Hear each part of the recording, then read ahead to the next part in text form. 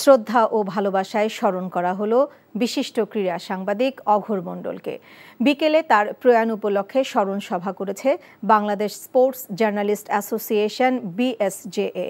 সংগঠনের কার্যালয়ে সাবেক এই ভারপ্রাপ্ত সভাপতির স্মরণ সভায় উপস্থিত ছিলেন বর্তমান সভাপতি সাইদুজ্জামান ও সাধারণ সম্পাদক আনিসুর রহমান, পল্টু সহ সদস্যরা।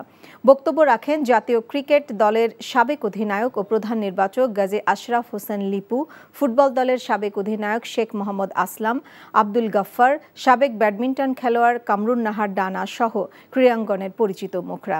এ সময় দেশের খ্যাতনামা সাংবাদিক, ক্রীড়াবিদ, ক্রীড়া সংগঠকরা নিজেদের স্মৃতির আয়নায় খুঁজে ফিরেছেন সবার প্রিয় অঘোর মণ্ডলকে।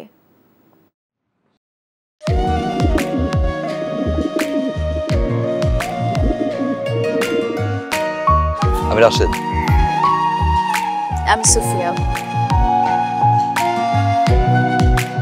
আপনার পোষা কবুতর, আপনার মায়া এখনো ছাড়তে পারেনি, এর জন্য উড়ে চলে আসছে।